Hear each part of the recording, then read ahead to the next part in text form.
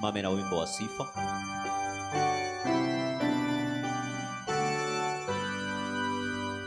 Msifu Mungu wa neema, enyi viumbe popote, wa juu pia sifuni Baba, Mwana naye Roho.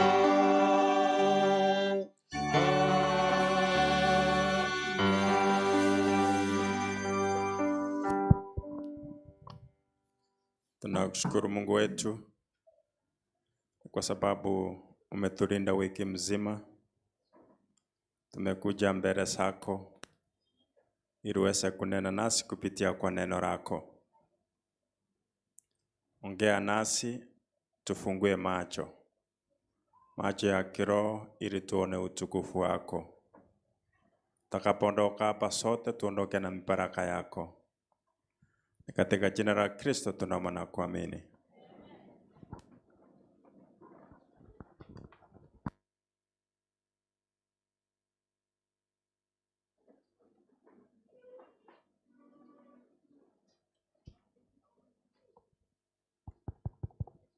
Wapenzi wa Bwana, amchambo. Amchambo tena. Murio kule juu kwa mti mkubwa, amchambo. Wale wa huko chini umbrella tree, amchambo. Happy Sabbath. Thank you very much.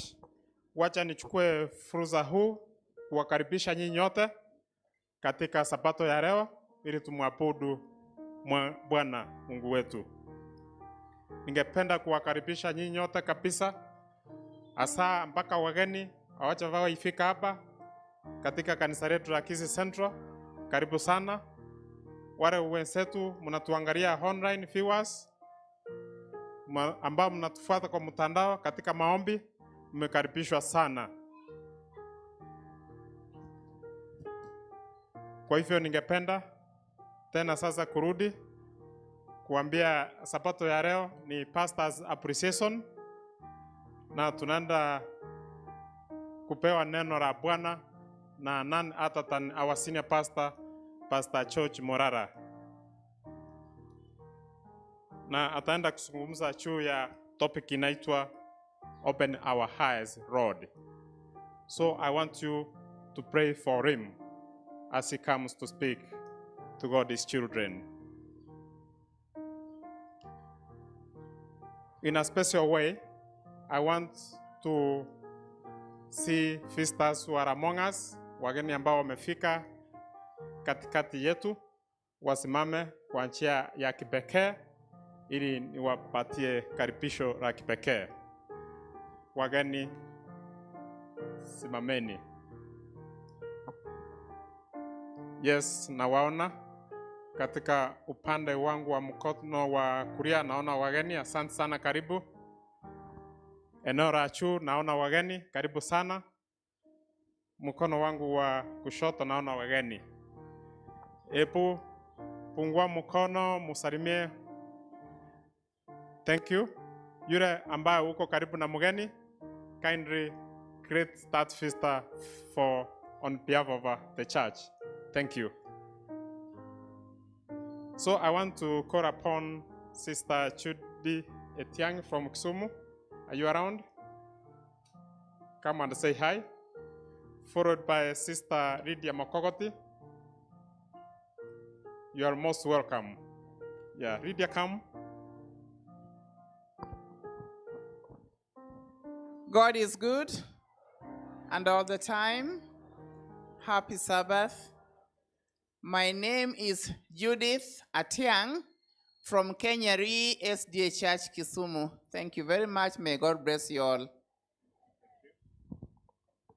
Happy Sabbath, church. I don't see the happy day in your eyes. I want to see the happy day. How are you? I'm always excited to be in this church. Are you happy with me today? I'm happy to see all of you. Na wengi wenu ambao ninawajua, wengi nimewaona. I'm just happy to see you today, especially on this very special Sabbath day. Wale ambao hamnijui, naitwa Lydia Nyaboke. Mokogoti pia ni jina langu. Nashukuru sana kwa siku hii ya leo. Mungu atubariki sisi wote. And on behalf of Egesa FM na wale mashabiki wangu wote wa Egesa na pia wale ambao mnashirikiana na sisi kwa leseni, Mungu aendelee kuwabariki. Asante sana. Thank you. What do you say to our visitors? Warudi tena. Asante sana. Mmekaribishwa kurudi tena na tena na tena. Na wale ambao hamtakuwa nazi sabato ichao mtarudi kwa makanisa yenu, wabaraka nini? Thank you. So I want also to come katika General Congregation tupate salamu. Katika watoto ningependa mtoto mmoja on behalf asimame aseme happy Sabbath.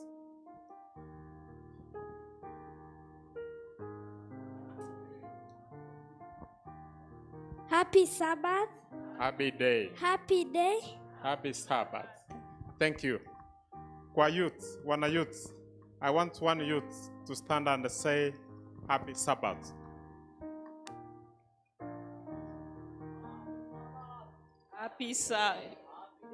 Happy Sabbath with good Thank you. news. Akina mama Women Ministries, mama mmoja asimame asalimie kanisa.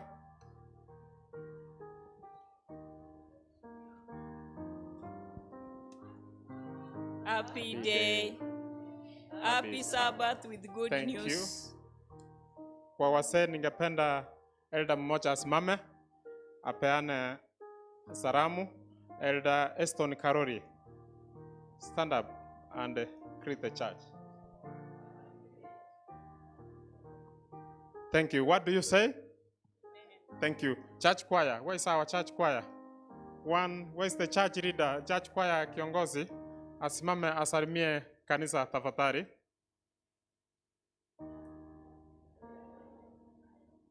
Matukonsi. Thank you, Mama Harris Nyambati.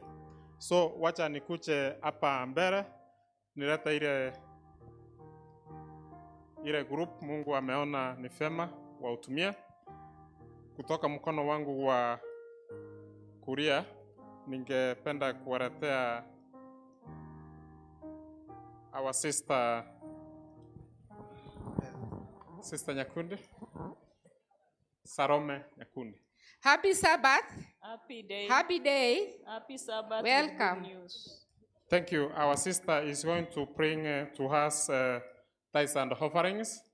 Elder John Nyakina.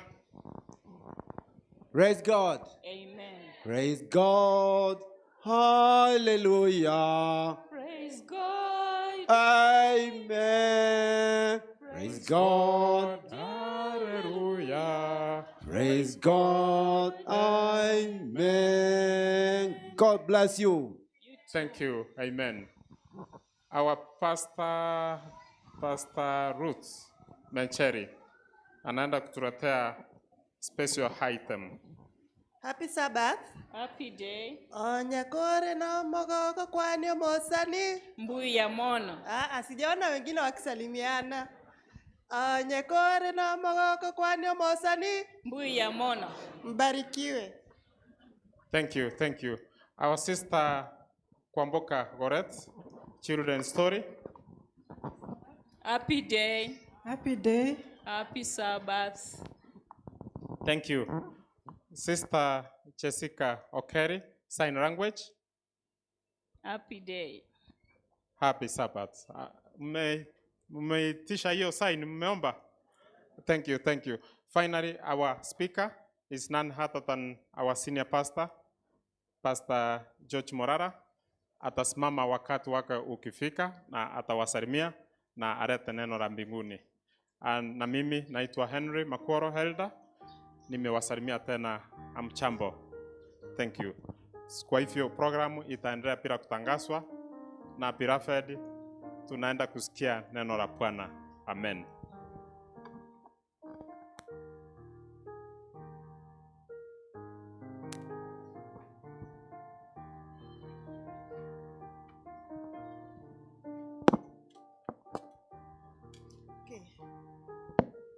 Our scripture reading today comes from the book of 2 Kings, chapter 6, verse 16 and 17. 2 Kings, chapter 6, 16 and 17. Nitasoma. Don't be afraid, the prophet answered. Those who are with us are more than those who are with them. And Elisha prayed, "O Lord, open his eyes so he may see." Then the Lord opened the servant's eyes, and he looked and saw the hills full of horses and chariots and fire all around Elisha.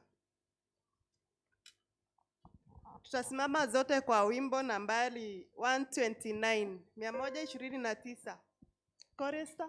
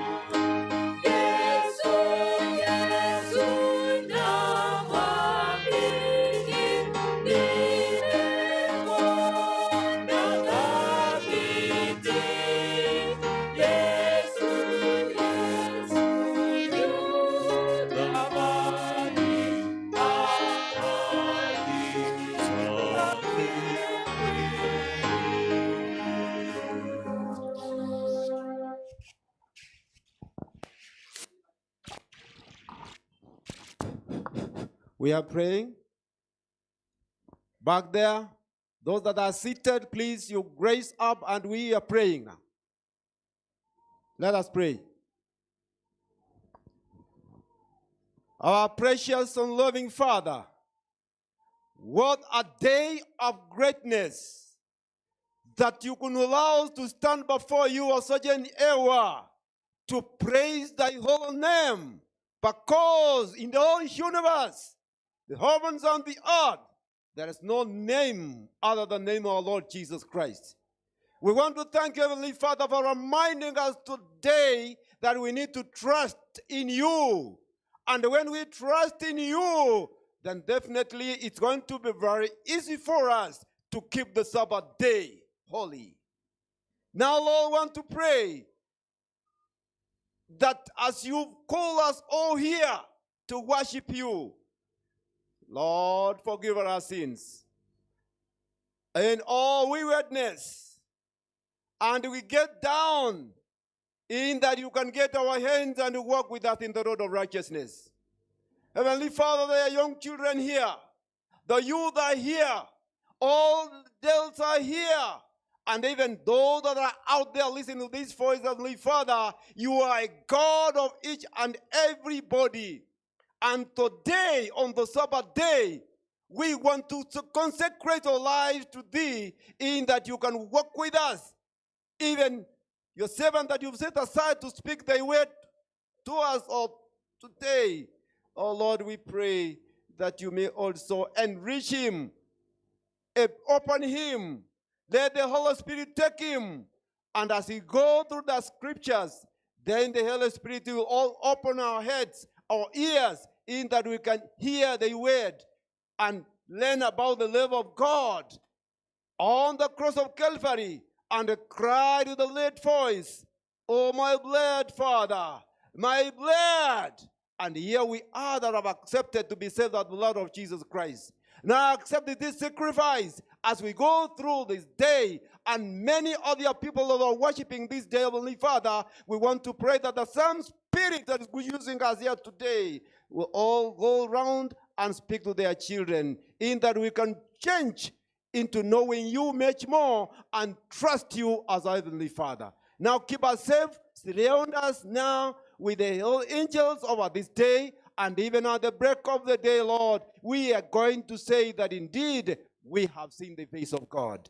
Now continue blessing us, holding our hands, always awaiting for that great day when you are going to be here and take the saints home, where we are going to sit with you. And we say that we trusted you in time of trial, and each every time, and there we'll sit, and Jesus, you tell us the story of salvation. Now keep us in touch with you today and forevermore. It's our prayer in Jesus' name.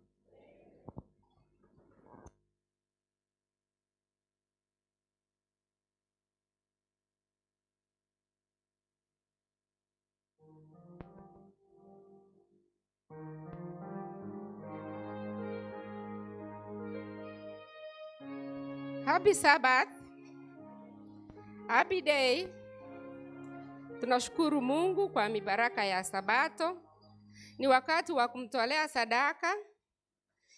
Ninaposoma kutoka 2 Corinthians 9 verse 7 inasema, "You should each give then as you have decided, not with regret or out of a sense of duty. For God loves the one who gives gladly."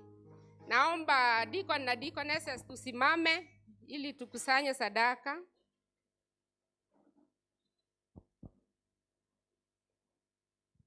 Tuombe. Mungu wetu, tunakushukuru sababu ya mibaraka ya Sabato ya leo. Asante sababu umetuleta mbele yako na vyote umetubariki navyo Baba. Tunapokutolea, tusaidie tutoe roho zetu kwako Baba. Tuongoze, tutoe na upendo. Ni kwa jina la Yesu nimeomba na kuamini.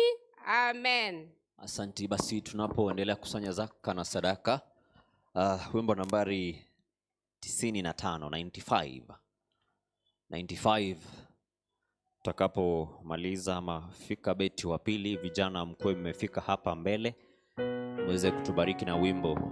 Vijana watakapotoka, wazee watafuata.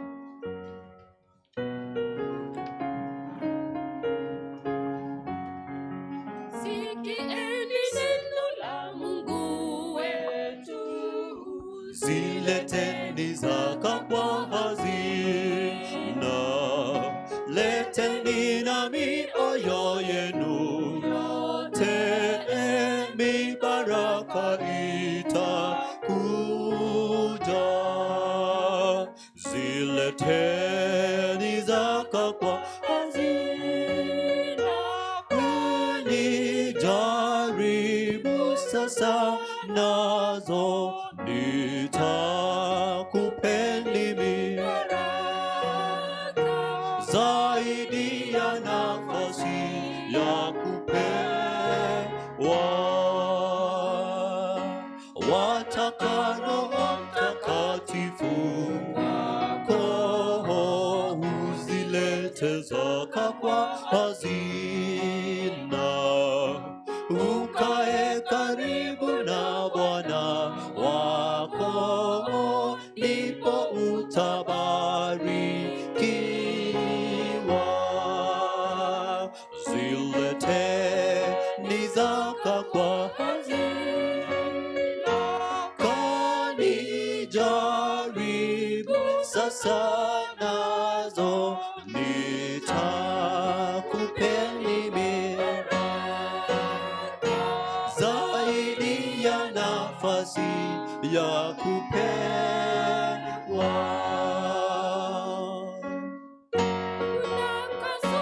Na Bwana wako, uzilete zaka kwa hazina, uzilete kama alivyosema.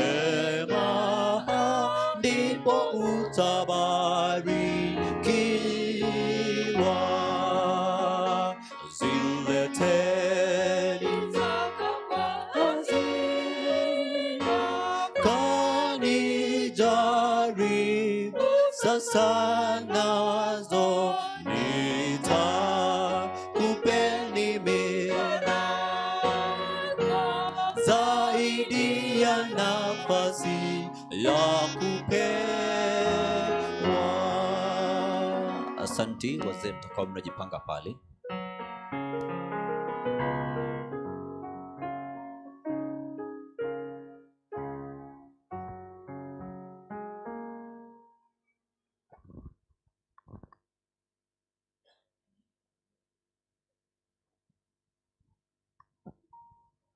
Our technician.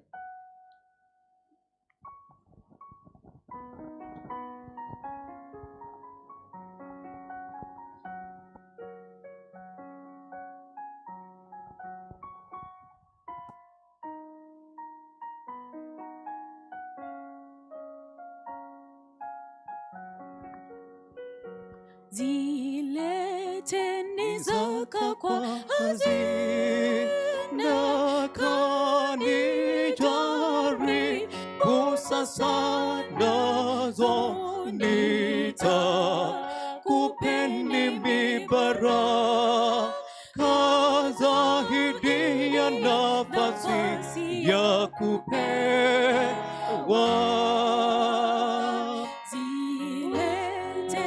Zaka kwa hazina kanijaribu sasa nazo nitakupeni mibaraka zaidi ya nafasi ya kupewa.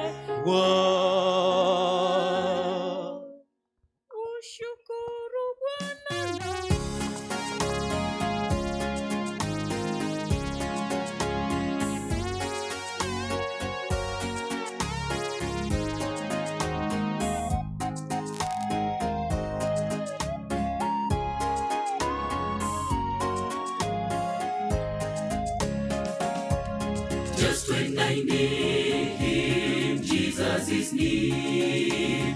Just when I falter, just when I feel ready to help me, ready to cheer. Just when I need him most, just when I need him most, just when I need him most. Jesus is near to comfort and cheer, just when I need him most.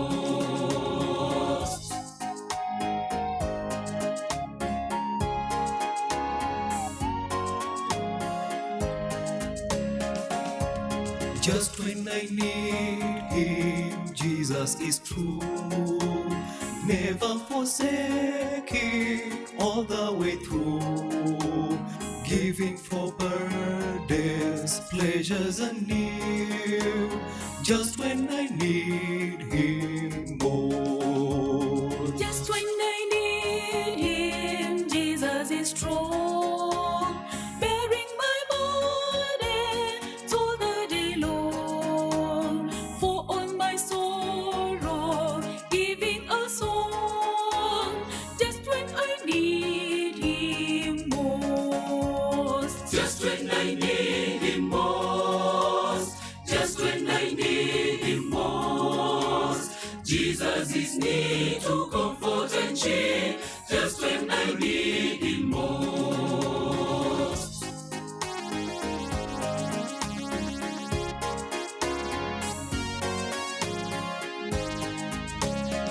Church choir, mwendelee Just when kujipanga. I need him, he is my all. Answering when upon him I call. Tenderly watching, lest I should fall. Just when I need him most. Just when I need him most. Just when I need him most. Jesus is near to comfort and cheer, just when I need him most. Just when I need him most. Just when I need him most. Jesus is near to comfort and cheer, just when I need need him most.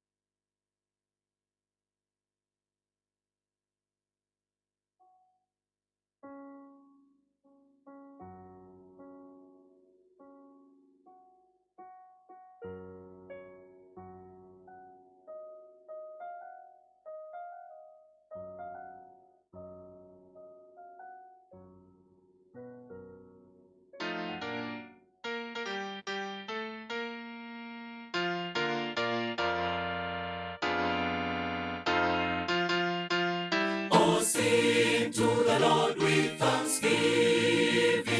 Sing praises unto our God. Oh, sing to the Lord. Oh, sing to the Lord. Sing praises unto our God, who covereth the heaven with clouds, who prepareth rain for the earth, who maketh the grass to grow upon the mountains and earth for the service of man.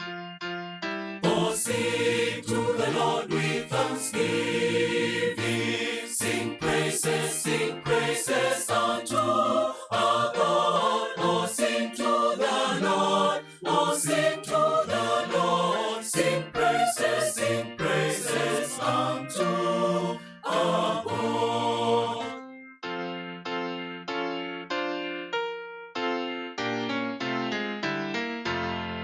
The eyes of the Lord are over the righteous. The eyes of the Lord are over the righteous. His ears are open. His ears are open. His ears are open to their cry. His ears are open to their cry. The eyes of the Lord are over the righteous. The eyes of the Lord are over the righteous. His ears are open. His ears are open. His ears are open to their cry. His ears are open to their cry.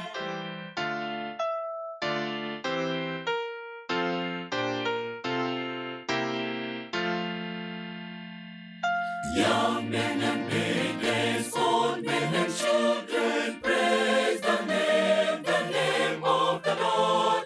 For his name is excellent. For his name is excellent. His name only, his name only, his name only is excellent. Young men and maidens, old men and children, praise the name of the Lord. For his name is excellent. For his name is excellent. His name only,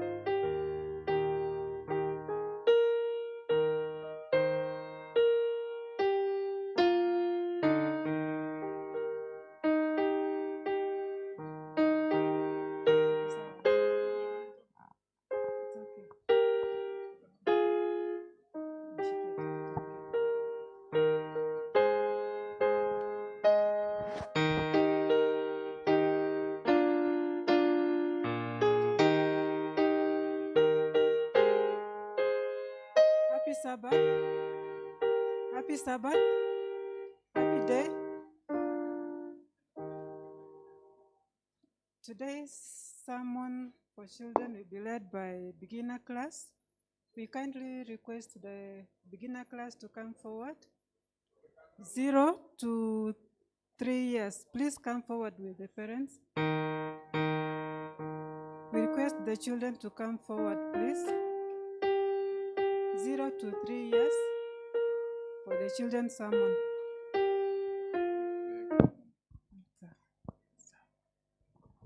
Jesus loves the little children, all the children of the world. Brown and yellow, black and white, they are precious in his eyes. Jesus loves the little children of the world. I am happy today, so happy. In Jesus' name I am happy, because he has taken away my sins away. I am happy, so happy today. And the time to be happy is now. And the place to be happy is here.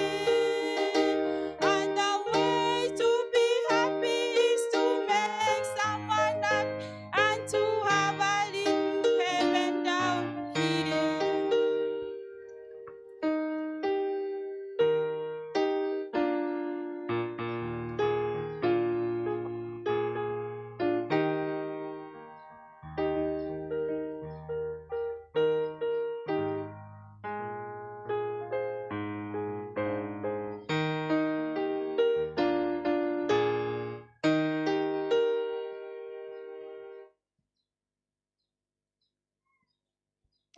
God is good and all the time.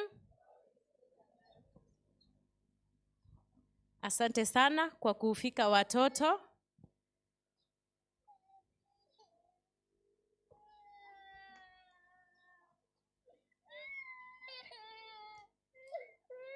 Tupate mzazi mmoja aweze kutuombea tafadhali.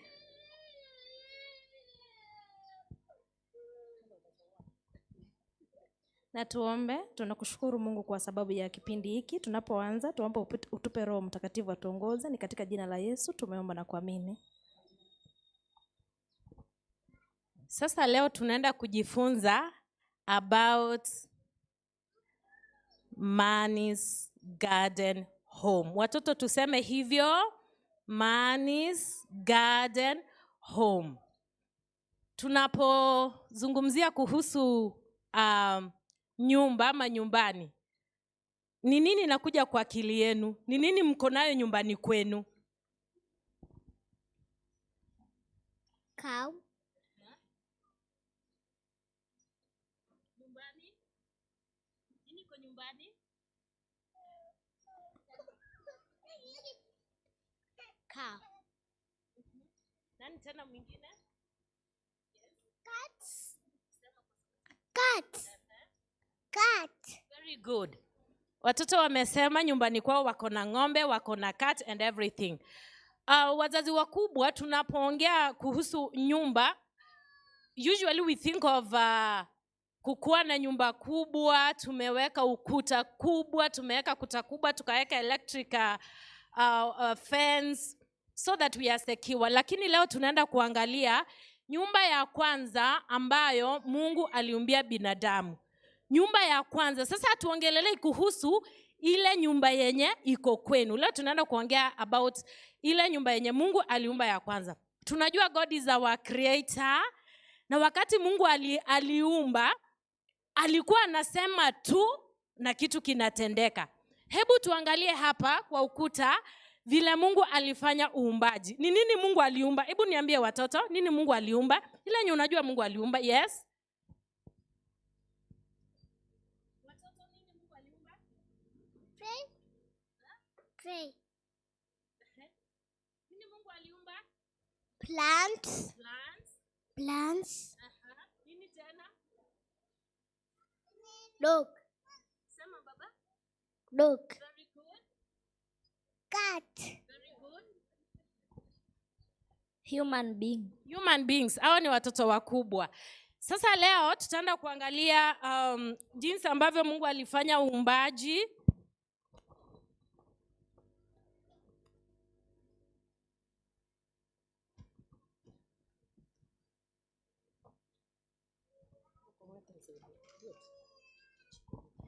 Okay. Mungu aliumba the stars, nyota, ndio hizi watoto tafadhali muangalie.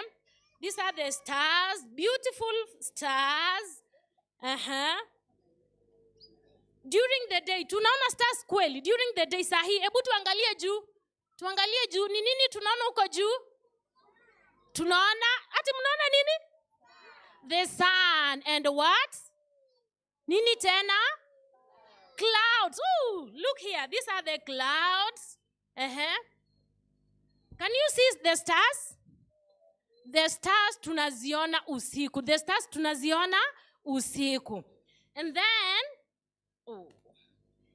this is God. This is our God. God is the creator. In the beginning, God created. So, God is here. Mnaona Mungu?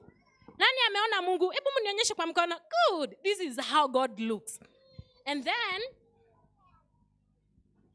God created flowers. God created flowers of different colors. Can you tell me different colors? Can you tell me the different colors that you know? Crimson. Crimson. Red. The colors? Red. Red. The colors? Green.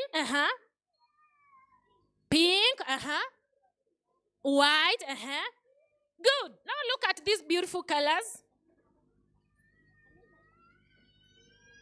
The flowers are here. The flowers are here. The flowers are here. The flowers are here. Very beautiful. Can you see them? All right. They are here. And then also God created tall trees. Ni wangapi wanajua miti? Ni wangapi wanajua miti? Good. Mnaziona ziko wapi? Ziko wapi? Which color are they? They're color green. Oh, they're here. Look here. This is color green. Very tall and very beautiful. Yes, they are here.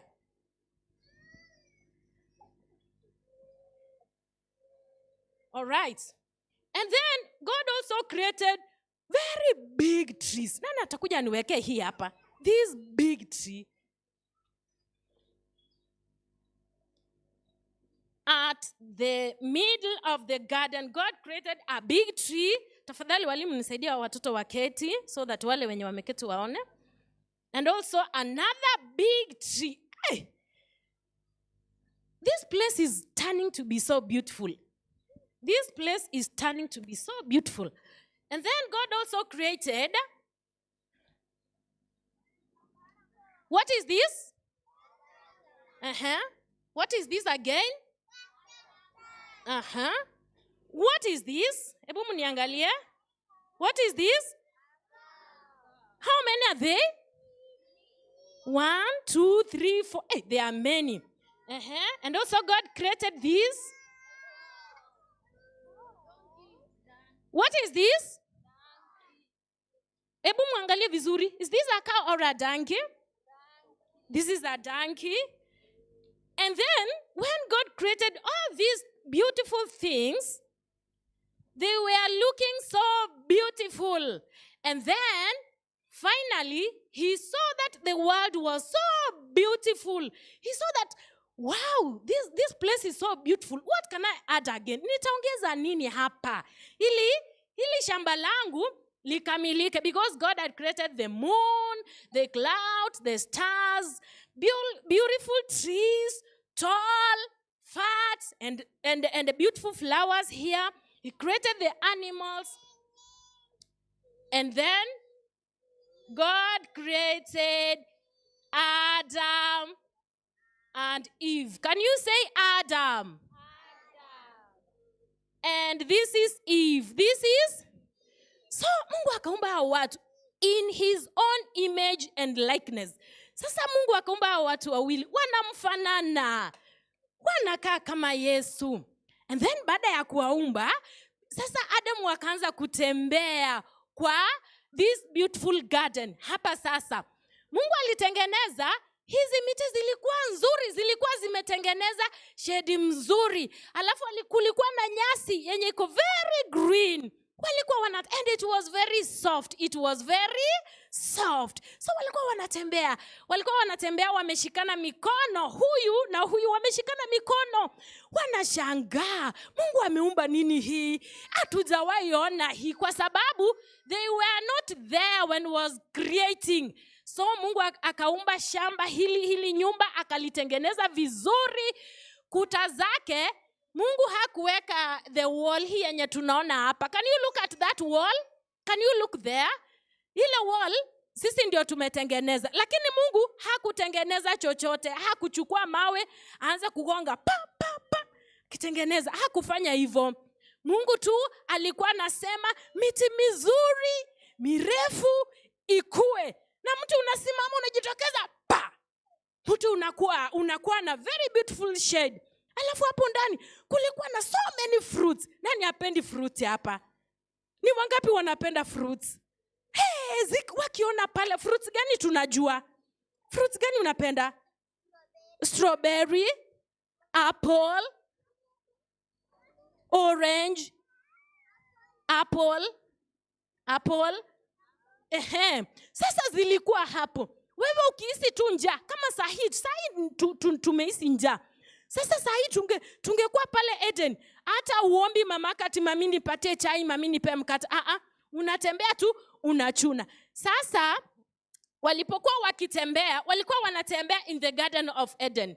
Hebu turudi nyuma kidogo, wale wenye wameketi wadogo, wenye wamesimama ni wakubwa. Okay. Sasa Adam na Eve walikuwa wanatembea hapa ndani, wanatembea kwa flowers, wanatembea. Alafu sasa vile walikuwa wanatembea, wakafika kwa mti mkubwa ule wenye niliwaambia. Wakashanga. Hebu kila mtu ashangae. Kila mtu ashangae. Wakashangaa kwa sababu huu mti ulikuwa mkubwa. Alafu ulikuwa na beautiful fruit. Yani hizo matunda, hayo matunda yalikuwa tofauti na matunda mengine. Wakashangaa. Hebu kila mtu ashangae, alafu tuangalie kwenda huko sisi wote. Tuangalie sisi wote kwenda huko. Sasa vile wameshangaa hivyo, Mungu akatokelezea. Akawaambia, msishangae kuangalia hizo miti kubwa, hizo mbili. Hizo miti, mti mmoja ulikuwa unaitwa aje? Hizo miti, kwa hizi miti mbili, huo mkubwa ulikuwa unaitwa aje? Nataka kuona yule mtoto mwenye anaweza fikiria kidogo. Kwa sababu watoto wetu ni wadogo 0 to 3 years. Wazazi wetu mtatusaidia tafadhali. Watoto wetu ndio wajue. Mti mmoja ulikuwa wazazi wetu tafadhali. The tree of life. Can you say tree of life? Very good. Na mwingine ulikuwa unaitwa aje?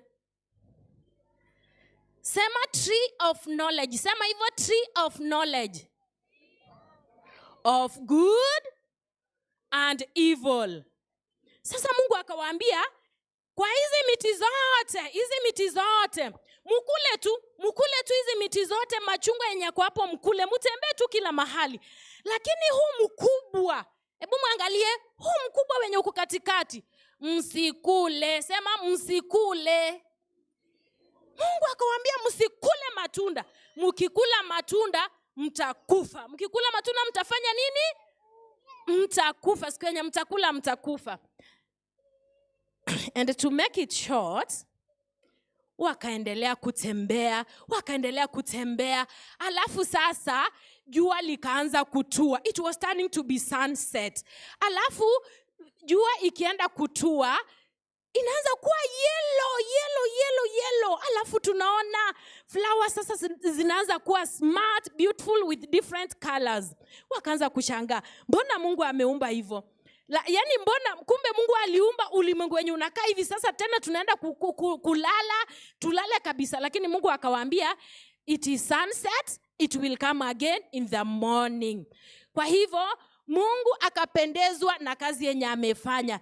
What God created was good. Can you say it was good? It was good. Good. Nani atatuombea tumalize? Yes, huyu mtoto anataka kutuombea tafadhali. Ready, go. Ready, go.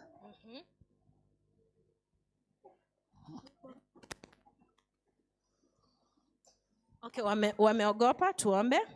Our Father and our God, we thank you for this time. Thank you for the children's story. Lord, we pray that you may help us so that we can train these children to love and worship you all the days of our lives. For this our prayer in Jesus' name. Amen. Do you like my story? Do you like my story? So don't forget to come again, to come again. Tusimame? Last month.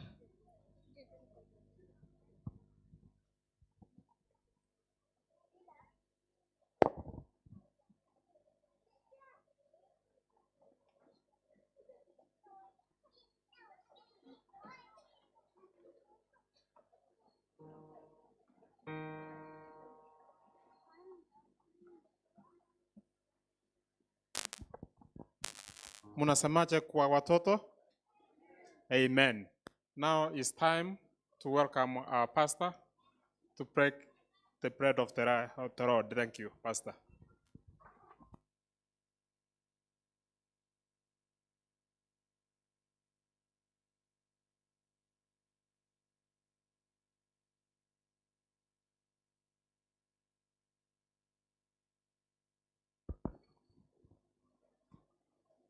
Today's Pastor's Appreciation Sabbath. Leo ni siku ambayo imetengwa ulimwenguni kote. Sio hapa kwetu peke yake, bali it's an international day for pastors. And in our setting, tuko na Pastor Morara standing before you. Pastor Morara is married, ako na bibi. Labda usimame utupungie mkono kwa wale ambao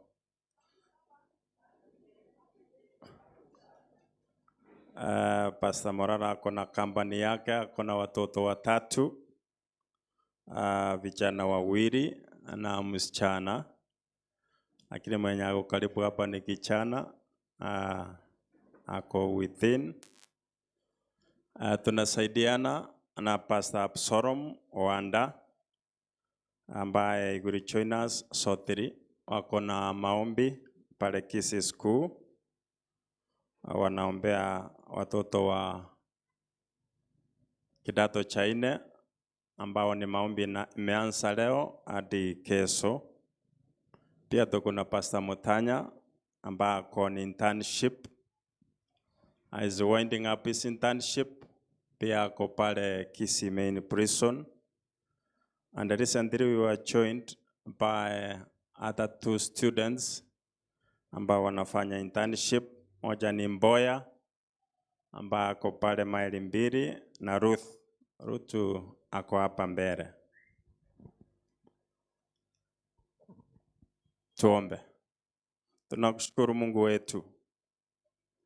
Ni kwa sababu umetupatia nafasi ya kusoma neno lako. Ongea nasi kupitia kwa Roho Mtakatifu. Takapoondoka hapa sote tuondoke na baraka yako. Ni katika jina la Kristo tunaomba na kuamini. Mada ambayo imekuwa ikienea kwa mtandao na imesomwa leo asubuhi inasema open our eyes God.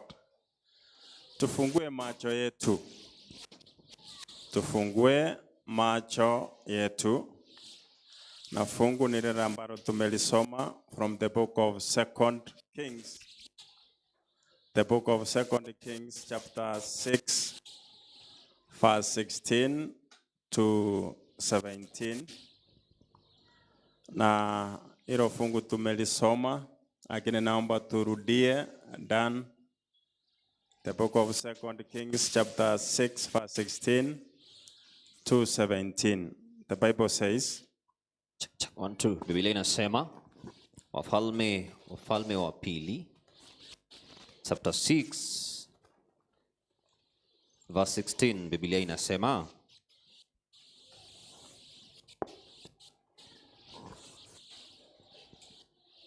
samani, Elisha akajibu, naam, kwa Mwenyezi Mungu aliye hai na ambaye ninamtumikia, kwamba sitapokea zawadi yoyote.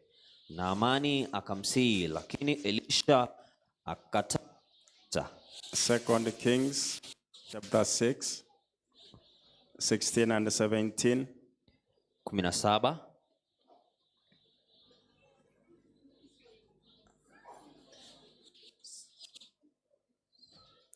Kwa lugha yangu ya Kiingereza inasema, so he answered, do not fear, for those who are with us are more than those who are with them. Verse 17, the Bible says, and Elisha prayed and said, Lord, I pray, open his eyes, that he may see. Ya kwamba mfungue macho ili akaone. Topic yetu ni ya kwamba open our eyes, God. Tufungue macho yetu ili tukaone. Unaposoma yale ambayo yanaendelea katika ulimwengu wa sasa, sio mambo mazuri. It's not good news. Kiangalia kama ni mambo ya economy, it is not good news. Sio mambo mazuri. There was a time when the economy of Kenya was good. You can talk of the times of Kibaki. People could buy things. It is no more. Siku hizi unaweza sema ya kwamba we are in a power crisis. Ya kwamba mambo ambayo yanafuatana ambayo sio mazuri. Na ukiangalia vile ulimwengu unaenda, ukisoma kuhusu kama ni Russia, wako na vita na Ukraine, mafuta imepanda. Ukisoma kitu ambacho kinaendelea in the Middle East, vita ambazo zinaendelea kati ya Israel, Iran na menginepo, sio mambo mazuri. Ukiangalia hata Kenya yetu. Ukiangalia Kenya yetu, Waswahili wanasema ya kwamba ndume mbili ikipigana, ni nini inaumia? Ni nyansi. Kwa hivyo ukiona kina Ruth na Rigathi Gachagua, Richi, wapigana, sisi hapa chini ndio tunaumia. We live siku ambazo we can say it is not easy days. Sio siku ambazo ni nzuri. It is not good days even for the faith, kwa imani. Hata kwa imani sio siku ambazo ni nzuri. Nilisoma one of the channels last month ambayo inaitwa the Wall Street Channel. Ilikuwa inasema, it did a survey, ilifanya research na ikasema ya kwamba today people are less confident that the life is getting better. Community values are changing. Community values are changing. Ya kwamba dunia inabadilika kwa haraka sana. Inabadilika kwa haraka sana. Hata Kenya yetu. Ukiangalia the genesis ya mambo kama ya Gen Z na menginepo, they are changing the values. Kama ni mambo ya ndoa, kama Gen Z wanasema ya kwamba we fear marriage, tunaogopa mambo ya ndoa. And that's why unaona values are changing. Men getting married to fellow men. Ya kwamba sasa wanaume wanaolewa na kuoana na wanaume wenzake. Kuna moja alipeana warning ya kwamba the percentage of people who believe that the religion is important has dropped from 62% to 39%. Ya kwamba ukiangalia katika mambo people believe in religion, mambo ya faith, the graph is coming down, inaendelea kuteremka from recently 62% to 39%. Inamaanisha nini? People are losing faith in faith, ya kwamba watu wanapoteza imani kwa imani. People are losing faith.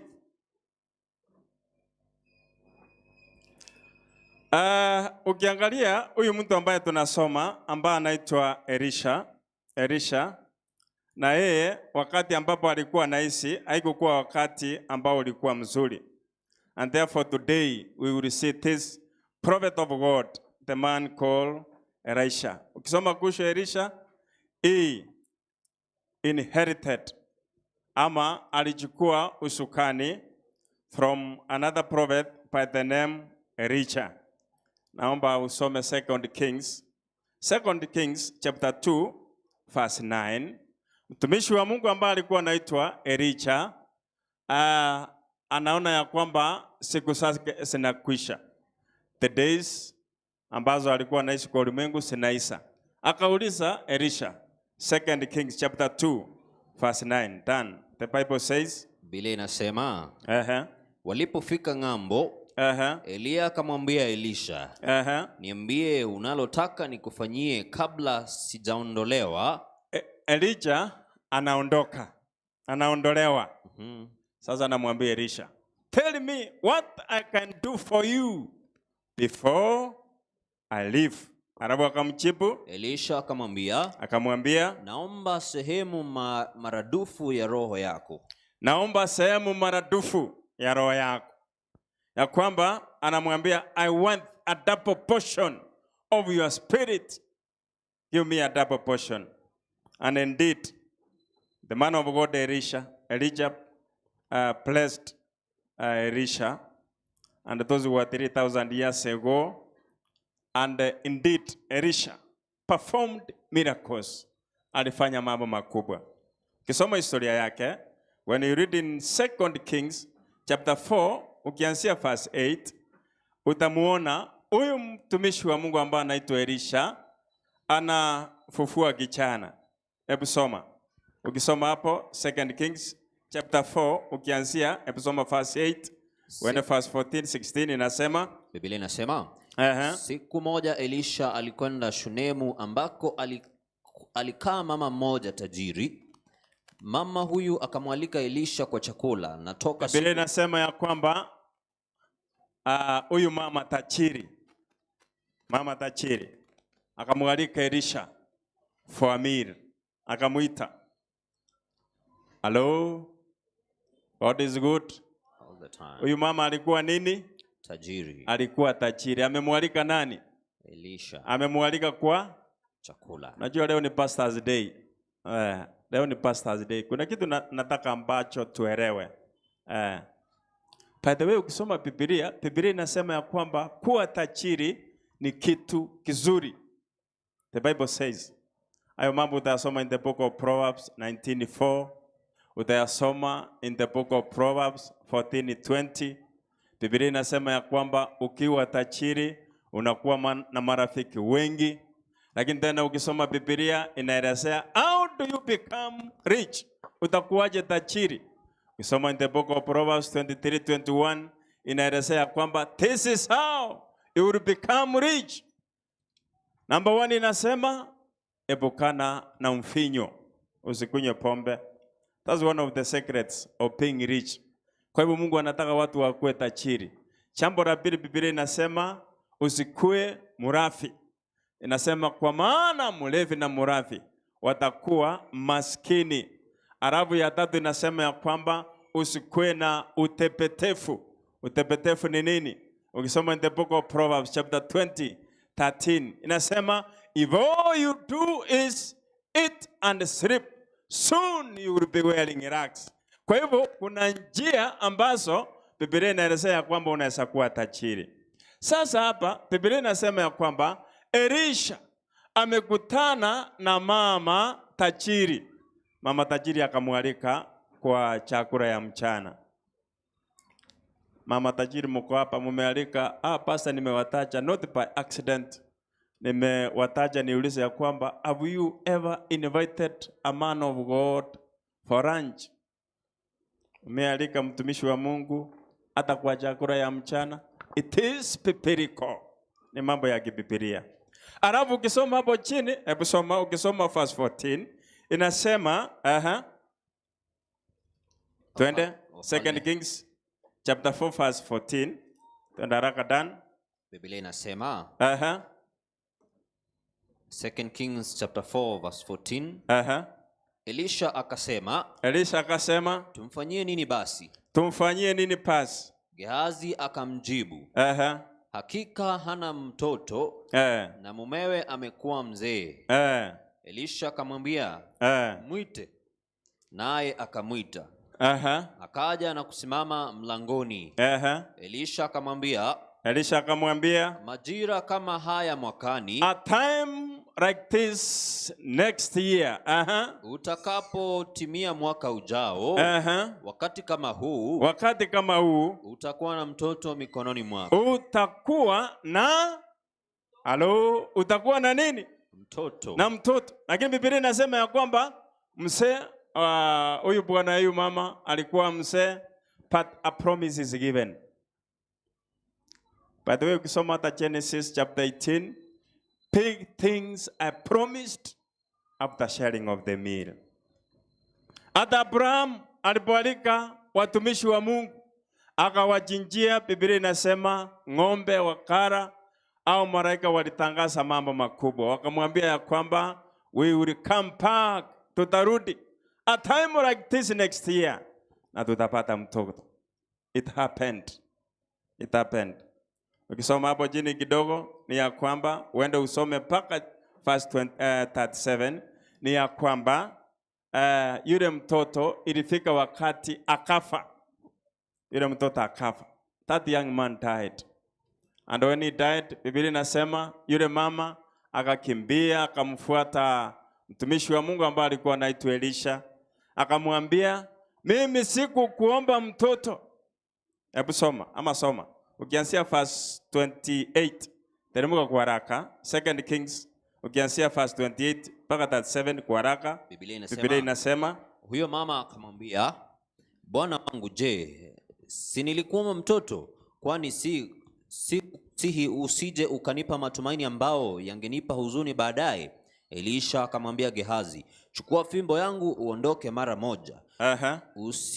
Usisimame njiani kumwamkia mtu yoyote, na mtu yoyote akikuamkia njiani usipoteza wakati kurudishia salamu. Nenda moja kwa moja mpaka nyumbani. Nataka uende 35. Kuanzia 35, Biblia inasema Elisha akasimama na tembea chumbani, kisha akarudi na kujilaza tena juu ya mtoto. Mtoto akapiga chafya mara 7. Unajua mtoto alikuwa amekufa. Alafu ukisoma hapo juu ni ya kwamba Elijah amefika kwa mama, amefunga murango, anaomba, mtoto anakuwa na choto inaanza kuingia. That boy was dead. Choto ikaanza kuingia, akaendelea kuomba, mtoto akapiga chafya, ineke gusia gansimura, and then hebu teremka chini kidogo. Mtoto Elisha akamwambia Gehazi na kumwambia, mwite yule Mshunami. Alipoitwa, Elisha akamwambia, chukue mwanao. Akainama miguuni pa Elisha kwa shukran na kumchukua mwanae. Yani the boy akaamka baada ya kupiga chafya, akaita mama, akamwambia, chukua mtoto. That's one of the miracles ambazo Elijah performed. Ingine ukisoma 2 Kings 4, ukianzia verse 1 mpaka 5, kuna mama pale pia alimkaribisha kwake. Ukisoma verse 1 to 5, huyu mama pia alimkaribisha. Na baada ya kumkaribisha, baadaye akakuwa na deni. She was a widow. Biblia inasema ya kwamba alikuwa anadaiwa deni. Hebu soma verse 4 and 5. Basi mwanamke mmoja miongoni wake za wanafunzi wa manabii akamwendea Elisha akamwambia, mtumishi wako mume wangu amefariki na mume wangu amefariki, na kama ujuavyo alikuwa mcha Mungu, lakini aliyemuya fedha alikuwa kuwatoa wanangu wawili wawe watumwa wake. Alikuwa na deni, sasa wanangu watakuwa watumwa. Hebu soma. Elisha akamuuliza, sasa nikusaidiaje? Niambie kile ulicho nacho nyumbani. Mama huyo mjane akamjibu, mimi mtumishi wako sina chochote kama mtumishi wako, ila chupa ndogo ya mafuta. Hakuna unga, hakuna chumvi, hakuna mboga, nothing. Ila chupa ndogo ya mafuta. Tende usome hapo chini kidogo. Maajabu ni ya kwamba akaambia mama, enda kwa soko kusanya mitungi. Akakusanya chupa, mitungi, kila kitu. Unajua hiyo historia vile ilienda. Sasa mafuta inajaa kwa kipuyu, anaweka kwa ingine. Ikijaa anaweka kwa ingine. Vijana wake wanamsaidia kukusanya vipuyu. Biblia inasema ya kwamba kila kipuyu kilichokusanywa kilijaa mafuta. Elisha akamwambia ya kwamba sasa nendeni, uza hayo mafuta, lipa deni. Ukisoma pia in 2 Kings chapter 5 verse 3 utaenda usome, utaona msichana mwingine hapo mdogo ana give testimony. Anasema kuna mkubwa wake ambaye alikuwa na leprosy. Anaambia mama ya kwamba if only my servant atamuona mtumishi wa Mungu ambaye anaitwa Elisha. Mnajua hiyo story vile ilienda ni ya kwamba akampea tese kidogo ya kwamba enda Jordan ukaoge mara 7. Na yule mkuu akakasirika ya kwamba were there no rivers in Samaria. Hakukuwa na mito pale tena mzuri kuliko Jordan. By the way, ukisoma kuhusu Jordan River, it was a muddy river. Ilikuwa na tope nyingi. Lakini utagundua ya kwamba wakati yule mkubwa alioga mara 7 akakuwa sawa. Wakati wa Elisha, it was not an easy time. The morality of Israel was going down. The Syrians were continually going to Israel to kill and raid them. Ya kwamba kulikuwa na vita. Wakati wa Elisha, haikukuwa wakati rahisi. Kulikuwa na vita. They were doing abductions. There were killings. People were killed. It is the same today. It is a fact. The fact ni ya kwamba wakati ambapo tunaishi, utasema kama ni economy ni mbaya. Utasema kama ni mambo ya pesa hakuna. Kama ni mambo ya faith imerudi chini. If it is killings, kama ni kuuliwa, mauaji yanaendelea kuongezeka. Watu wanapatikana kwa gunia. Not these times. Nilikuwa naona yule msichana ambaye aliuliwa, anajitafutia Mombasa. Hakuna taksi yake. Anajitafutia. Anafanya bidii kujitafutia. Arabu jambasi anaua yeye. Anamnyang'anya gari. Anapatikana mochari. Times are not good. Vile zilikuwa wakati wa Elisha, it is the same now. Kwa naangalia yule msichana mdogo ambaye anaitwa Kwamboka, Pipeline. Mama yake alikuwa anasema ya kwamba walifunja mguu kama miwa. Babu nitoko urubuno musie. Wakatoa nguo. Msichana alikuwa matope peke yake. Ametupwa. It was the same during the times of Elisha. It is the same today. People are losing faith. Watu wanapoteza imani. These killings, suicide. Watu wanauliwa. Kama unakaa Nyamataro, mimi nakaa upande ya Nyamataro. Tuesday morning tumeamuka, tunasikia mwili moja iko sijui karibu na Kuaruya huko chini, mwili mwingine iko hapa sijui Kiamwasi, mwingine wapi. Na wale ambao tulienda mkono imetolewa, unachinjwa kama mbuzi. It is the same as it was the days of Elisha. It is the same today. Gambling, politics, drugs, those are facts. Those are facts. But when you meet the man of God, Elisha, unapokutana na Elisha, in chapter 6 verse 1, kuna jambo ambalo alifanya, mambo ya muhimu mawili ya mwisho, ili amalize historia yake. When you read verse 1, where, unajua alikuwa anaabudia mahali. It was, episode of verse 1. And at that place, the Bible says, it was becoming smaller and smaller because of the numbers. Kwa sababu ya watu ambao walikuwa pale. Episode 6 verse 1, the Bible says, siku moja wanafunzi wa manabii walimlalamikia Elisha wakisema, mahali hapa tunapokaa ni padogo sana kwetu. Mahali ambapo tunakaa pamekuwa padogo. Turuhusu twende Yordani tukate miti ili tujijengee mahali patakapo kutosha. Elisha akawajibu, nendeni. Akawaambia nendeni. The place is becoming small.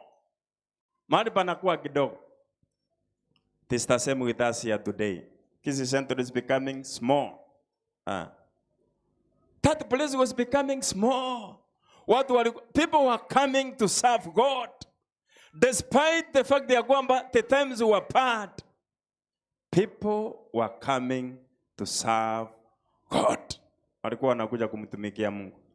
Sasa wakasema wacha tuende pale Jordan tukate miti. Na wakati wameenda pale, one man has borrowed an axe. Ameasima axe kwa Kiswahili tunasema ni shoka ya kukata miti. Alafu Biblia inasema walipofika pale, Saira anakata mti, Biblia inasema shoka ikakatika upande wa kichwa, ikaanguka ndani ya maji. And as I said ya kwamba Jordan River, when you read about the story of Jordan, it was mud, it was deep, ikaanguka pale. Alafu ilipoanguka pale, Biblia inasema yule mwanaume akapiga kelele, akasema, it was poured. It was poured. Ya kwamba ilikuwa imeasimwa. Sasa itakuwaje? Itakuwaje?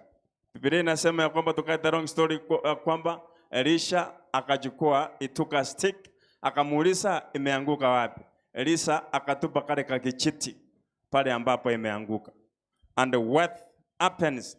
Ni nini ambacho kinatokea? Ni ya kwamba Biblia inasema the axe it floated. Ya kwamba ikaelea, ikakuja juu. Hujanielewa? The axe floated. Ikaelea. Hello. The axe did what? It floated. Ikakuja juu. That was a miracle. That was a miracle. Ya kwamba God overrules laws of nature. Ya kwamba if it is iron, if it is steel, ikianguka ndani ya maji inasama. Lakini Elisha akaruza kichiti. Biblia inasema ya kwamba the axe floated, ikaelea, ikakuja juu. Ya kwamba God overrules the laws of nature. This was not an image of trick.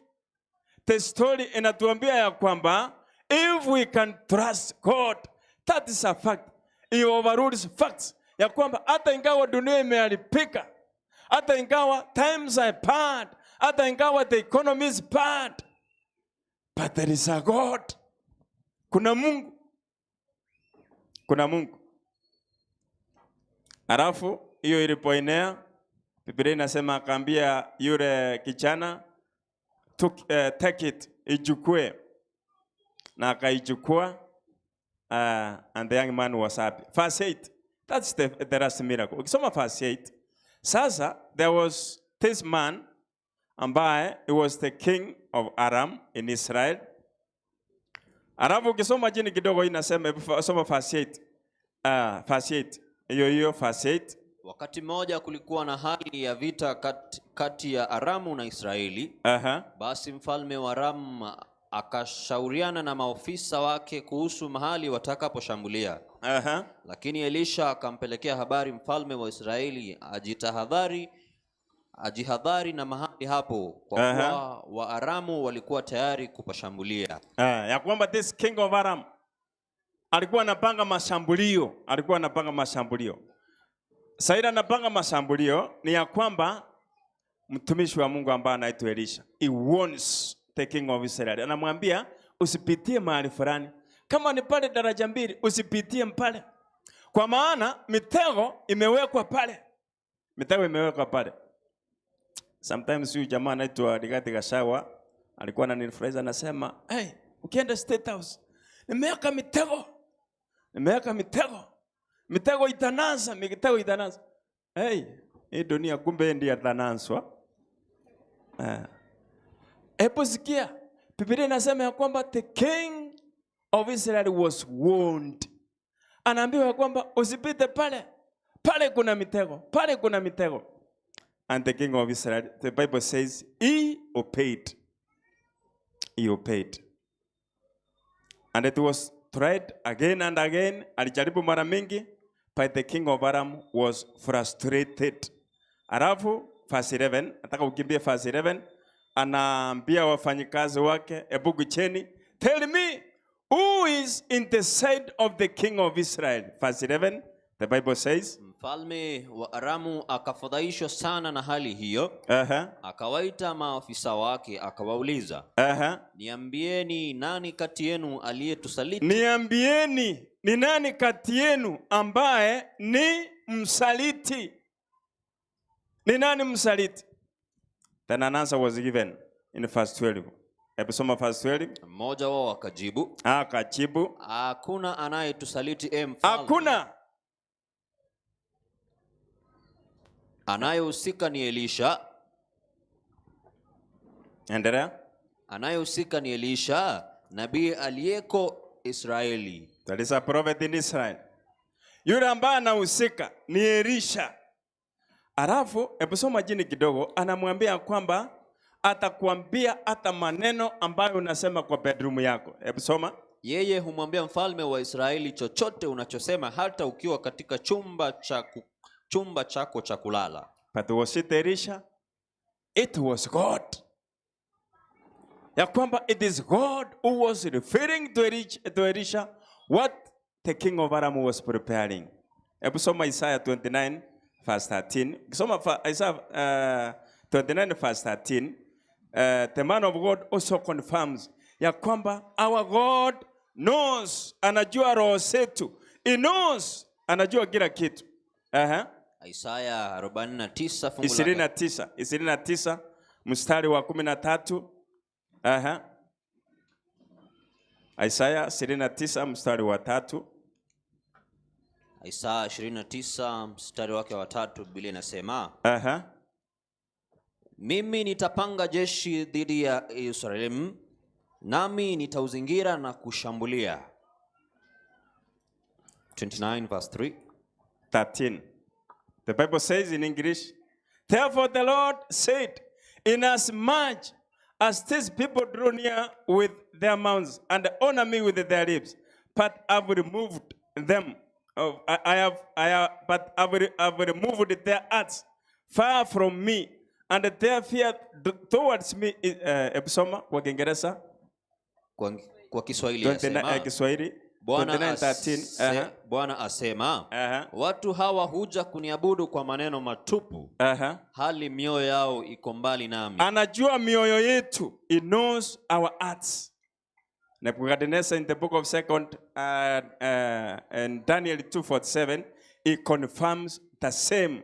Anasema ya kwamba we have a God in heaven who knows, ambaye anajua kila kitu. And therefore the young man confirms ya kwamba there is a man of God in Israel ambaye anaitwa Elisha. He knows everything. Even the deep secrets ambazo wanaongea in bedroom. And therefore, anafanya nini? The king of Aram anasema ya kwamba we will capture this man of God by the name Elisha. What a foolish king. Ya kwamba you want to capture the one who knows what you speak in your bedroom. Ndiye anatumana ya kwamba ashikwe. Na ripoti inakuja kwamba the man of God is in Dothan. Ako in Dothan. When you read about Dothan, Genesis 7:17, hapa ndipo the 12 sons of Jacob waliuza ndugu yao ambaye alikuwa anaitwa Joseph. Akaambiwa kwamba ako in Dothan, akatuma wanajeshi. Early in the morning, yule kijana anapoamuka, anaona wanajeshi wameshingira mahali pale. Biblia inasema in verse 15, analeta pale to the master ya kwamba we have been surrounded, we will be killed. Alafu what is the answer of Elisha? The response is, don't be afraid. Msiogope. Tolikamo. Hebu kimbia kwa wimbo. Don't be afraid. Tolikamo. Kimbia kwa wimbo kwa haraka. Don't be afraid. Tenda kusoma hapo jini ya kwamba don't be afraid. That's in verse 16. Elisha gives a calm response ya kwamba musiogope. Musiogope. Musiogope. Verse 17. Tolikamo. Naomba tukimbie kwa wimbo. Tolikamo. Then we do the application, we finish. Don't be afraid. Alafu verse 17 nasema, God, open the young man's eyes. Fungua huyu kijana macho yake. Fungua macho ya huyu kijana. Don't be afraid. God, may you open his eyes. Mfungue macho so that he may see, ili akaone. Tuharakishe Dorkamo. Ingia tu.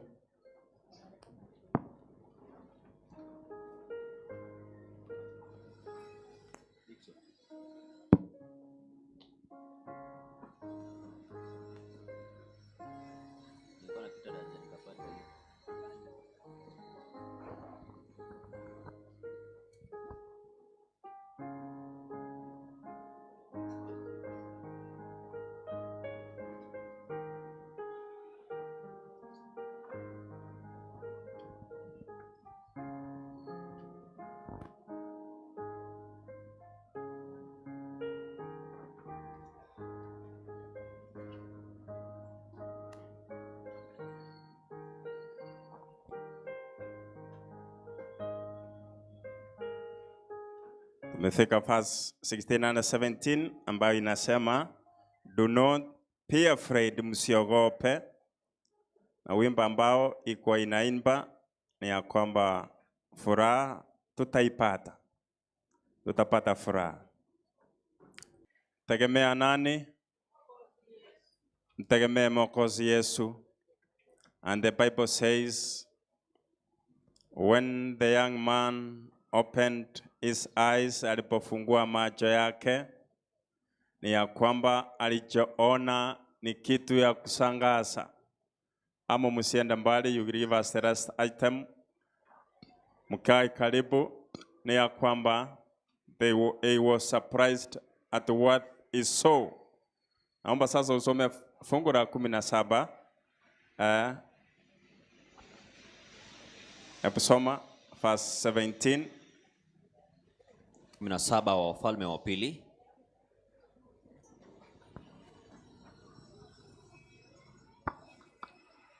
Soma. Kitabu ni kipi? And Elisha prayed and said, Lord, I pray, open his eyes that he may see. Then the Lord opened the eyes of the young man, and they saw. And behold, the mountain was full of horses and chariots and of fire all around Elisha.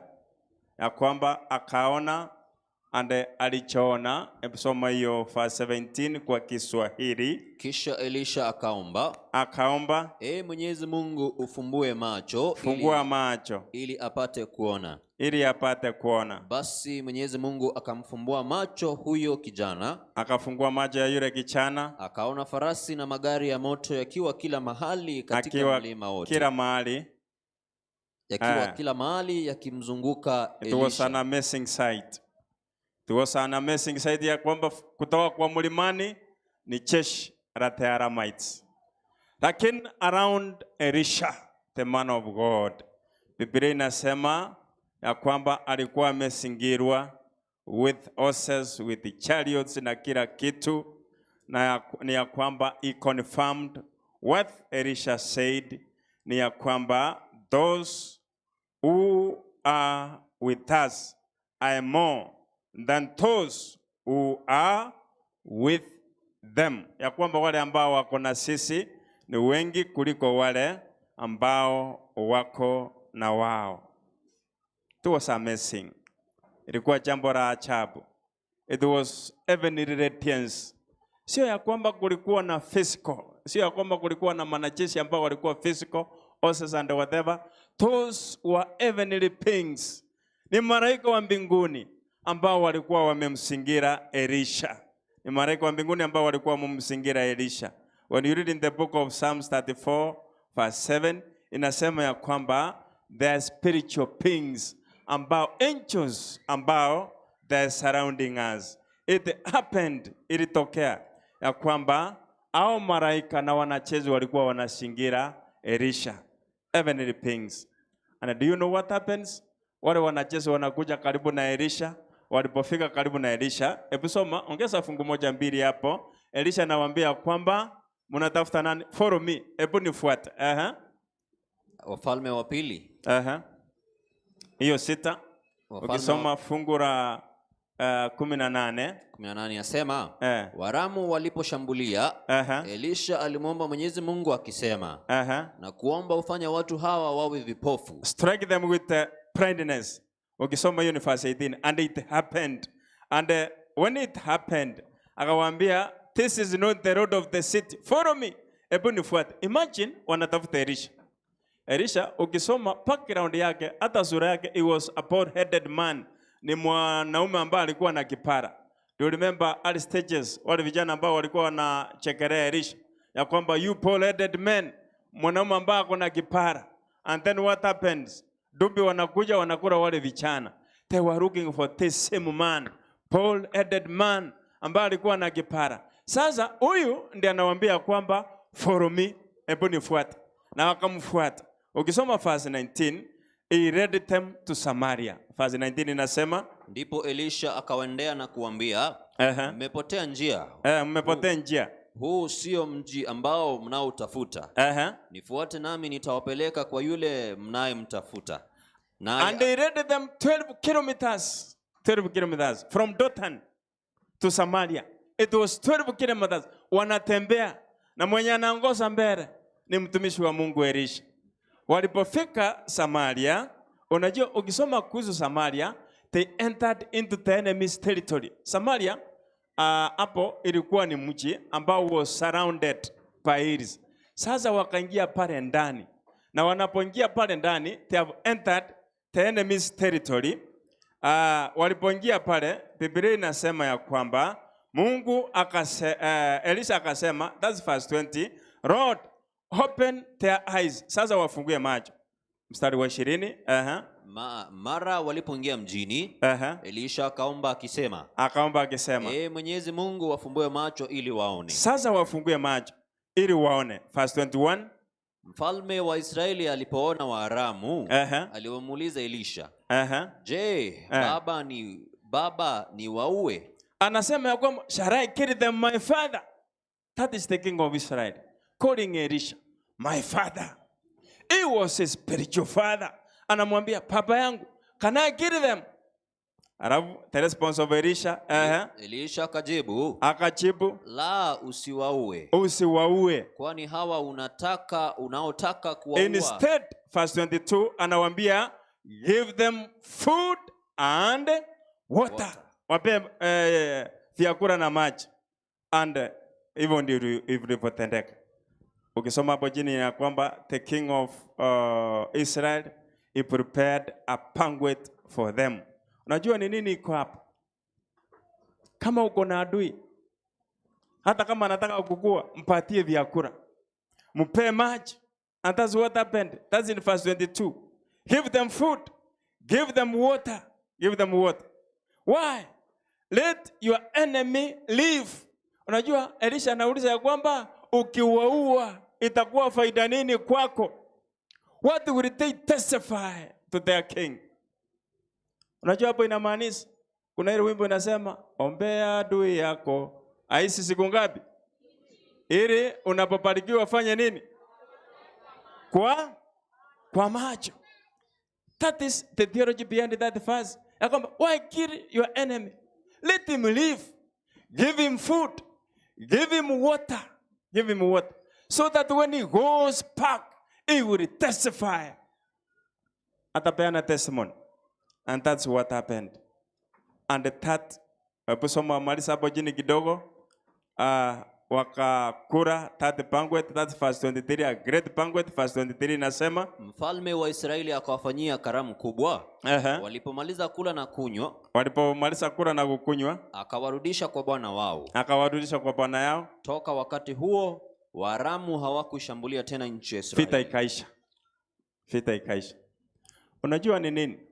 Elisha amesema maji yafunguliwe 2 times. Mara ya kwanza anaambia kijana yake, God, open the eyes of this young man. Na ile kitu ambayo anaona is the angels, thousands and thousands ambao wamemsingira Elijah. The second time ambayo anasema fungua macho, anaambia fungua, open the enemy's eyes. Huyu adui yangu mfungue macho. Na wakati adui anafungua macho, do you know what he says? He says is inside the lion is den. Ameingia ndani ya adui. Ameingia ndani ya Samaria. Is surrounded by jeshi kubwa, helpless, and they were at Elisha's mercy. Kwa maana the king says ya kwamba, my father, what do I do with these people? Niwafanyie nini? Niwaue? Wangeuliwa. Lakini Elisha anasema hapana. Don't kill them. What will it benefit you? What will it benefit you? Adui yako akakufanyia mbaya, wachana na yeye. Let God open his or her eyes. Wacha Mungu amfungue macho. Huyu adui ambao unaona ni adui, wacha Mungu amfungue macho, aone ya kwamba chenye anafanya ni mbaya. May God open our eyes as Kisii Central SDA Church. Wacha Mungu atufungue macho, so that we may see the returns of heaven. Tuone utukufu wa Mungu. Thousands and thousands and millions of angels are surrounding our church. Let's move forward by faith. Tusikue na uoga. Kama ni church choir, move forward by faith. We are surrounded by the angels of heaven. Don't be afraid. Wacha Mungu atufungue macho, kwa maana tunafanya kazi yake. Amen. Amo. Wacha Mungu awafungue macho. Amo. Najua hii amo. Hata wengine wao wako na uoga. Walikuwa na safari nyingine ya kwenda Marekani. Wengine wananiuliza, pastor, hii kitu lakini iko. Hii kitu tutaenda kweli? Woga. They are afraid, confused. By today, wacha Mungu awafungue macho. Hallelujah. Wacha Mungu awafungue macho ya kwamba let's move forward by faith. Iwe kuna Amerika, hakuna Marekani, let's move forward and serve who? And serve God. Vijana wetu, wacha Mungu atufungue macho. Wacha Mungu atufungue macho. Kuna vijana hapa ambao wengine wako na harusi. Kuna yule msichana Ruth, ako na pre-wedding kesho. Uko wapi msichana yangu? Ananiuliza, pastor, hii kitu itawezekana kweli? Ako na uoga. Move forward by faith. Special prosperity ministry. Wapi yule kijana yangu anafanya harusi by the way? Yule kijana. Hebu simama. Hebu kuja hapa. Anatembea kwa uoga. Anasema, hii kitu pastor nitafaulu. Wacha Mungu amfungue macho. May God open his eyes so that he can see ya kwamba God is with us. Msichana ndio huyu. Ananiuliza hii pastor kitu nitawezana nayo. Ni wangapi wanamuombea afungue macho? Angalia hiyo mami, na kesho kujeni. Saidia hiyo msichana yetu. Na raro kwa Mungu wa serikali ya Yesu. Huyu anaitwa is it Daniel. Huyu Daniel aongei, amependa msichana, akona uoga. Ananiandikia message, hii kitu pastor, hii kitu nitaweza kweli? Lakini kwa imani waja Mungu afungue macho. Waja Mungu afungue macho kwa sababu yote yatawezekana kwa imani.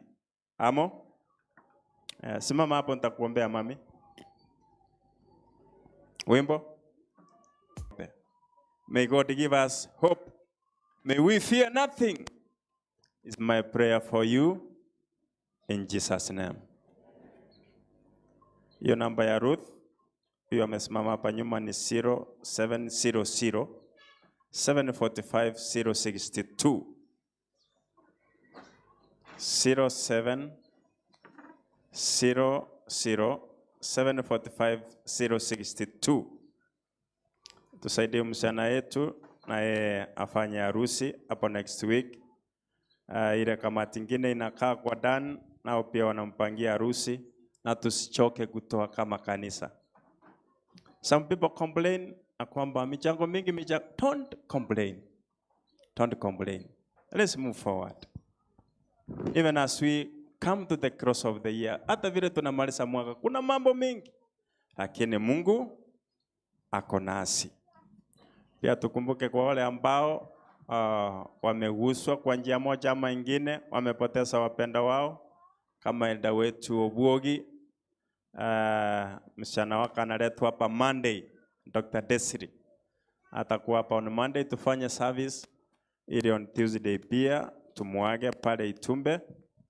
Tumealikwa wote so that we can pray with that family. Tufungue macho Mungu wetu. Takatifu Mungu wetu, tunasema ni asante kwa sababu ya neno lako. Mtumishi wako Elisha alisema ya kwamba fungua macho ya yule kijana aone ya kwamba those who are for us are many than those who are against us. As a church, Kisii Central, kama tungefunguliwa macho yetu, tungeona ya kwamba malaika mamilioni na mamilioni yako katikati yetu. Kwa hivyo tusiogope, tusonge mbele. Kwaya zetu, wasee wetu wa kanisa, akina wasee wa mama, vijana, wasichana kwa vijana, watoto wetu, may we move forward. Open our eyes that we should fear nothing. Shetani ulimshinda juu ya shamba la Edeni, ukamshinda pale msalabani. Hata kwa kanisa letu utamshinda kwa imani, so that we can love one another. Tupendane sisi kwa sisi, tusaidiane, tutendeane yaliyo mema, kwa maana hivi karibuni historia ya ulimwengu itafungwa. Hapa mbeleni ni wasee wanajiandaa ili kwenda kuimba pale Marekani. Wengine wao wako na uoga, wanasema ikitu haiwezekani pastor. Lakini wewe ni nani? Wewe ni Mungu, utafungua njia. Wanajitayarisha hata kwenda kufanya shooting ndani ya ndege Kenya Airways. Wafungulie njia Mungu wetu ili wafanye kazi yako. Fungulia kwaya ya kina mama, wanaenda pale Sotii kufanya kazi wiki ijayo. Wafungulie njia Mungu wetu ili tueneze injili. Fungulia kwaya yetu inajiandaa kwenda pale Mombasa kufanya kazi. Wafungulie njia Mungu wetu. Saidia vijana wetu, kuna wale ambao wako na harusi kabla ya kufunga mwaka. Akina Ruth na Dani na wengine akina Edison. Wafungulie njia Mungu wetu. Tufungue macho, so that as we move forward, we should not fear. Tufungue macho yetu kuanzia sasa, ili tufanye yaliyo mapenzi yako. Ndilo ombi letu katika jina la Kristo. Tunaomba na kuamini, na kila mmoja aseme. Vile tumesimama hivyo, ule wimbo ambao tulianzia, tunaweza keti kwaya. As I hand over to Dandemo.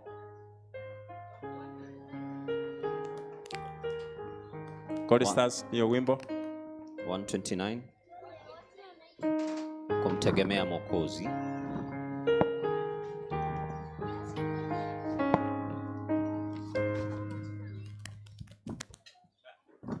Basi tupatie utangulizi 129 kumtegemea Mwokozi, kwangu tamu kabisa.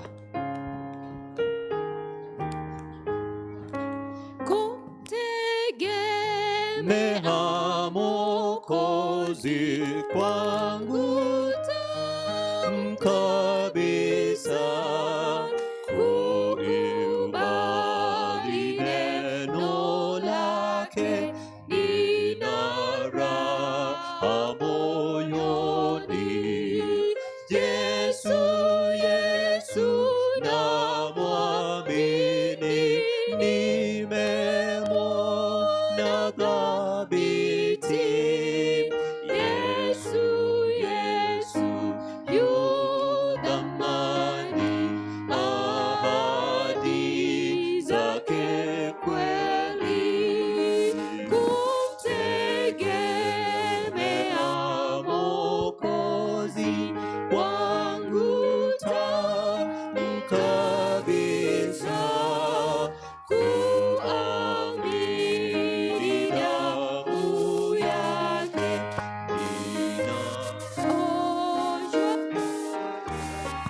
Tafadhali msiondoke.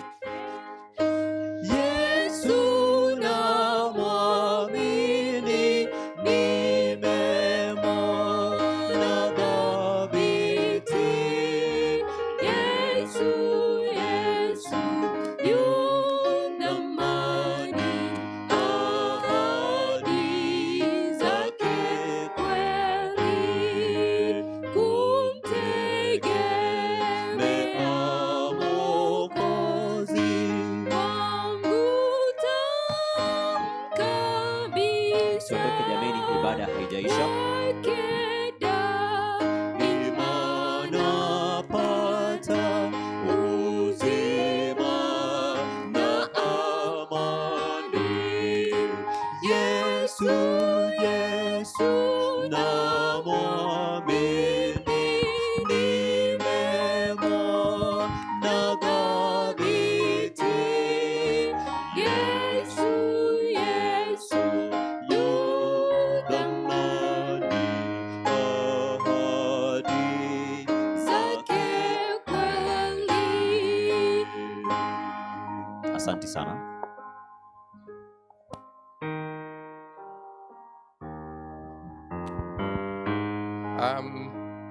Santeni sana. Open our eyes, Lord. Thank you very much, Pastor, kwa ujumbe huo ambao umekubali Mungu akaupitisha kutoka kwako. Sasa kama vile tulivyotangaza hapo awali, we are getting into a small session ya Pastor's Appreciation. Tulikuwa tumetangaza tangia juma lililopita. Na ningependa kutoa utaratibu ambao tutafuata. Tulikuwa tumeuliza if there are families au home churches au departments ambazo zilikuwa na nia ya wathamini pastors wetu. Wachache walileta habari hiyo, lakini iwapo haukuleta bado una nafasi. So utaratibu utakaofuata ni huu hapa. We will have families and individuals coming first. Iwapo kuna individuals or families who would like to be able to appreciate our pastors will sit over here. If you have something that you want to say to them in appreciation or something that you hand over, nafasi hiyo itakuwa ya kwanza kwako, families and individuals. Wapili watakuwa home churches. Kwa hivyo kuna home churches najua walikuwa wamejiandaa kuwathamini pastors wetu. Your opportunity will come second. Alafu kisha kutakuwa na idara, departments in church. Kisha tumalizie elders. Tutaenda kwa utaratibu huo. Lakini kwa kuanza ningependa kuuliza Elder Onyango aje asome fungu kisha tuombe, then we can go into those sessions vile ambavyo tumepanga. Elder Onyango. Happy Sabbath Church. Fungu ambalo tutatumia ni kitabu cha Jeremiah chapter 3 verse 15. Jeremiah chapter 3 verse 15 inasema hivi: